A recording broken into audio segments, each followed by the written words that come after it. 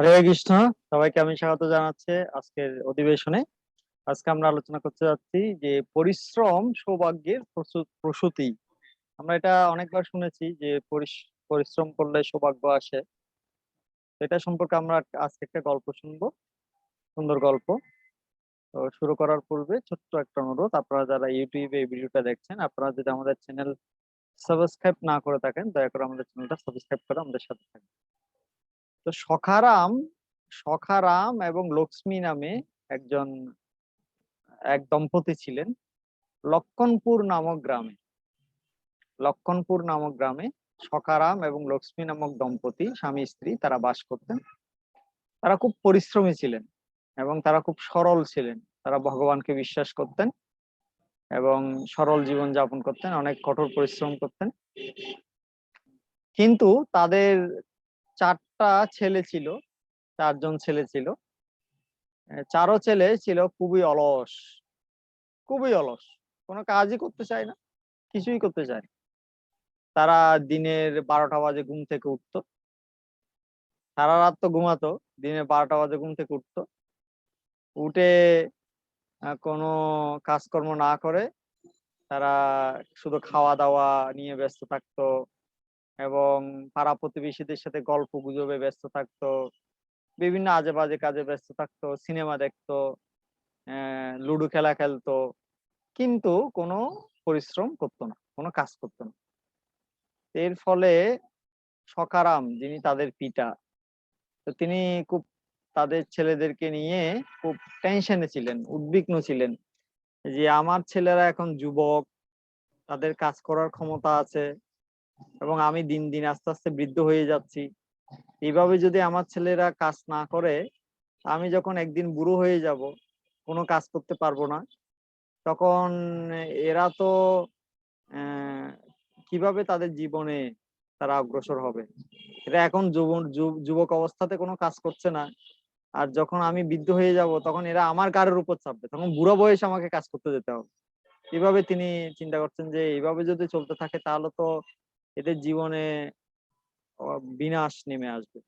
সেজন্য সখারাম তিনি চিন্তা করলেন যে না, এদেরকে একটা শিক্ষা দিতে হবে, এদেরকে একটা শিখাতে হবে যে না, শুধুমাত্র অলস থাকাটাই জীবনের উদ্দেশ্য নয়, আলস্য হচ্ছে দরিদ্রতা আনে, অলস লোকেরা কিছুই করতে পারে না, তো তাদেরকে সেটা শিখাতে হবে।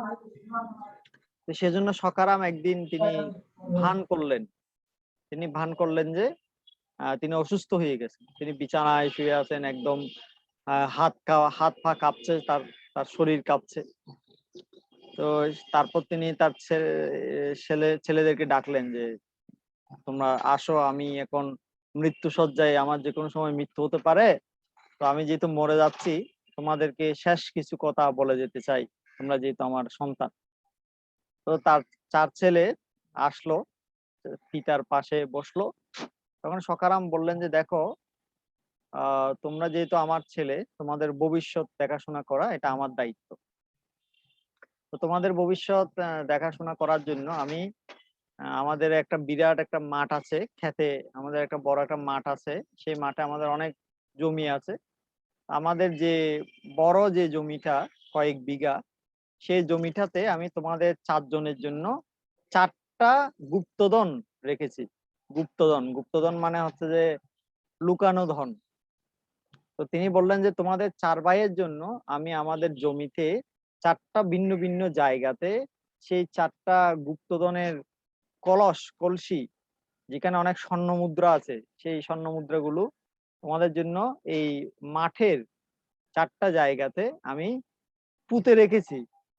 তো তোমরা, আমি তো মরে যাব যে কোনো সময়, কিন্তু তোমরা, আমি মরে গেলেও কোনো অসুবিধা নেই, তোমরা মাঠটা কুড়ে, মাঠটা খনন করে তোমরা যদি সেই গুপ্তধন গুলো নিতে পারো, তাহলে তোমাদের সারা জীবন তোমরা বসে বসে খেতে পারবে, তোমাদের আর কোনো পরিশ্রম করতে হবে না, আমি তোমাদের জন্য সব ব্যবস্থা করে গেছি।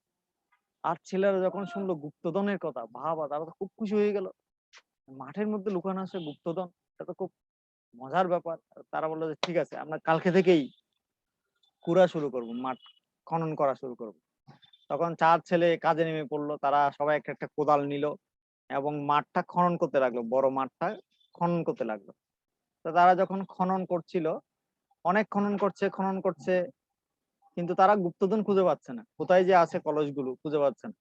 তারা চিন্তা করলো এখনো তো কিছু কুড়া বাকি আছে, হয়তো বাকিটা খুললে হয়তো পাবো। এভাবে খুঁড়তে খুঁড়তে খুঁড়তে খুঁড়তে পুরো মাঠটা তারা একদম খুঁড়ে ফেললো। একদম পুরো মাঠটা একদম পুরো পুরা হয়ে গেল, কিন্তু তারপরেও তারা গুপ্তধন পেল না। তো যদিও তারা গুপ্তধন পেল না, কিন্তু তারা খুব যেহেতু এতদিন ধরে বেশ কয়েকদিন ধরে কাজ করেছে, তাদের মধ্যে একটা শক্তি আসলো, একটা উদ্যম আসলো, তাদের অলসতা কেটে গেল এবং তারা আস্তে আস্তে পরিশ্রম করতে শিখলো। তখন লক্ষ্মী তাদের মা, সকারামের স্ত্রী লক্ষ্মী এবং ছেলেগুলোর মা, তিনি জানতেন যে তাদের স্বামী কেন তার ছেলেদেরকে এই মাঠ খনন করতে বলেছেন। তো তখন তিনি তার ছেলেদেরকে বললেন যে যেহেতু তোমরা মাঠটা খনন অলরেডি করে ফেলেছো, এখন আমি তোমাদেরকে কিছু বীজ দিচ্ছি, বিভিন্ন ফলমূল সবজির বীজ আমি তোমাদেরকে দিচ্ছি, তোমরা এই বীজগুলো এই মাটিতে রোপণ করো। তখন তারা মায়ের কথা মতো রাজি হলো এবং তারা মায়ের থেকে সেই বীজগুলো নিয়ে বিভিন্ন জায়গায় সেই মাঠে, যে মাঠটা খনন করেছিল সেই সেই মাঠে বিভিন্ন জায়গাতে তারা সারিবদ্ধভাবে রোপণ করলো। তো যে যে বছর তারা বীজ লাগিয়েছিল সে বছর প্রচুর পরিমাণে বৃষ্টি হয়েছিল এবং মাটিগুলো খুব উর্বর ছিল, সে কারণে প্রচুর সবজি এবং ফলমূল উৎপন্ন হয়েছিল। তো তারা সে বছর অনেক বিক্রি করতে পেরেছিল এবং তারা নিজেরাও অনেক খেতে পেরেছিল, তাদের ঘরে কোনো অভাব ছিল না। এবং তারা যে বিক্রি করে যে টাকাগুলো পেয়েছিল, অনেকগুলো টাকা তারা ব্যাংকে জমাতে পেরেছিল। এভাবে তারা এক বছর যখন কঠোর পরিশ্রম করলো, তাদের মধ্যে যে অলসতা ছিল, কাজ না করার অনীহা ছিল, সেটা কেটে গেল। এবং এভাবে একদিন সকারাম তিনি আবার তার ছেলেদেরকে ডাকলেন এক বছর পরে, তারা যখন পরিশ্রম হয়ে উঠলো। তো সকারাম আবার তার ছেলেদেরকে ডাকলেন, ছেলেদেরকে ডেকে বললেন যে দেখো, এক বছর আগে আমি যখন অসুস্থ ছিলাম তখন আমি তোমাদেরকে বলেছিলাম যে তোমরা মাটিটা খনন করো, মাঠের মাটি খনন করো, এবং আমি বলেছিলাম যে তোমাদের জন্য আমি গুপ্তধন রেখেছি।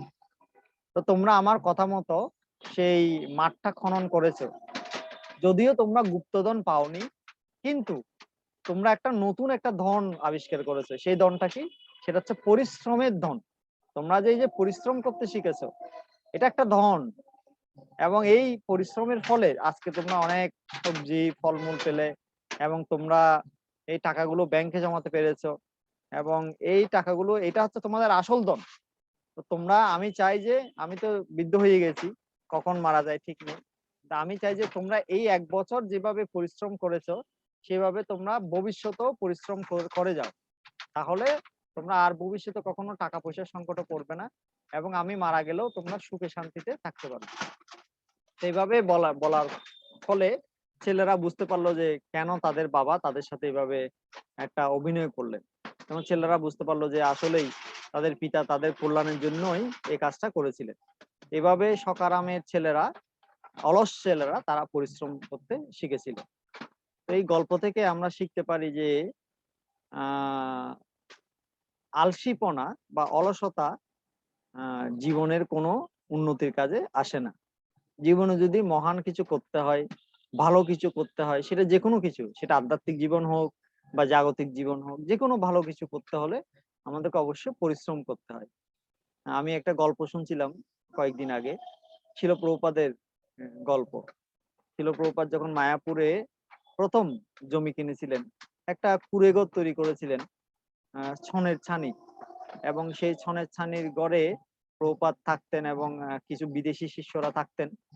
তো সেই গড়ে প্রচুর মশা ছিল, অনেক মশা, অনেক জংলি মশা, বড় বড় মশা। এবং কেউ মানে মশারি ছাড়া যদি ঘুমাতো, তাহলে তার পা থেকে মাথা পর্যন্ত পুরোটা কামড়ে একদম রক্ত বের করে দিত। তো প্রভুপাদ সেই সময় প্রভুপাদের একটা টাইপরাইটার ছিল, টাইপরাইটার ছিল। প্রভুপাদ বই টাইপ করতেন। টাইপরাইটারটা অনেক বড় সাইজের ছিল, তখনকার দিনে টাইপরাইটার গুলো বড় সাইজের ছিল। তো প্রভুপাদ তখন সেই টাইপরাইটারটা যেহেতু বেশি বড় ছিল, প্রভুপাদ সেটাকে রাতের বেলা যখন টাইপ করতেন তখন মশারির মধ্যে ঢুকাতে পারতেন না, অনেক বড় ছিল তো সেজন্য। তো প্রভুপাদ কি করতেন, তিনি মশারির ভিতরে ঢুকে বসে থাকতেন আর হাতগুলো মশারির বাইরে বের করে টাইপরাইটারে টাইপ করতেন। কিন্তু যখন মশাগুলো দেখতো যে হাতগুলো বাইরে এসেছে, তখন মশাগুলো প্রভুপাদের সব পুরো হাতে, প্রভুপাদের পুরো ২ টা হাত কালো হয়ে যেত মশা, এতগুলো মশা বসতো। আর প্রভুপাদকে কামড় দিত ওই মশাগুলো। কিন্তু প্রভুপাদ সেই কামড় সহ্য করতেন। কারণ এদেরকে তাড়ানোর আর কোনো উপায় নেই। এবং প্রভুপাদ সেই এতগুলো মশার কামড় সহ্য করেও প্রভুপাদ টাইপ করতেন। কেন টাইপ করতেন? কারণ এই বইগুলো লেখা অত্যন্ত গুরুত্বপূর্ণ ছিল। যেগুলো ইসকনের জন্য, ইসকন ভক্তদের জন্য এবং ভবিষ্যতে ১০,০০০ বছরের জন্য সম্পদ। তো এখন আমরা দেখি যে প্রভুপাদের এই যে পরিশ্রম, এত কষ্ট সহ্য করেছেন, হ্যাঁ? সেখানে অনেক সাপ ছিল। রাতের বেলা যখন ঘুমাতো কেউ, তখন মাথার পাশে সাপ এসে এভাবে ছোবল ধরে রাখতো। কেমন লাগবে? যদি আমরা ঘুমানোর সময় রাতের বেলা সাপ একটা এসে হিস, হিস করে, কেমন লাগবে? আমরা ভয়ে মরে যাবো। কিন্তু তারা এরকম ছিল। এই কঠিন অবস্থার মধ্যে ছিল। তা আজকে তাদের এরকম কঠোর পরিশ্রমের ফলে আজকে আমরা যখন দেখি যে মায়াপুরে আমরা যখন যাই, কত সুন্দর একটা জায়গা। কত সুন্দর, সুন্দর ভবন, অট্টালিকা, বিল্ডিং, খাবার-দাবার, পার্কিং, গাড়ি সবকিছু আছে সেখানে। কোন কিছু একদম একদম আধুনিক শহরের মতো কত সুন্দর উন্নত হয়েছে। কত বিশাল বড় বিশ্বের সবথেকে বড় মন্দির সেখানে নির্মাণ হচ্ছে। এটা একদিনে হয়নি। এটা বহু মানুষের পরিশ্রমের ফলে, আত্মত্যাগের ফলে এটা হয়েছে। তো সেজন্য আমরা যদি জীবনে ভালো কিছু অর্জন করতে চাই, সেটা জাগতিক জীবনে হোক বা আধ্যাত্মিক জীবনে হোক, ছাত্র জীবনে হোক, যেকোনো জীবনে আমরা যদি মহান কিছু অর্জন করতে চাই, তাহলে আমাদেরকে অবশ্যই কঠোর পরিশ্রম করতে হবে। এটাই হচ্ছে এই গল্প থেকে শিক্ষা। এই ছিল আমাদের আজকের এপিসোড। আশা করি আমাদের গল্পটা আপনাদের ভালো লেগেছে। যদি আমাদের ভালো লেগে থাকে আমাদের গল্পটা, আমাদের চ্যানেলটা অবশ্যই সাবস্ক্রাইব করে আমাদের সাথে থাকবেন। সবাই সুস্থ থাকুন, ভালো থাকুন এবং আনন্দে থাকুন। হরে কৃষ্ণ।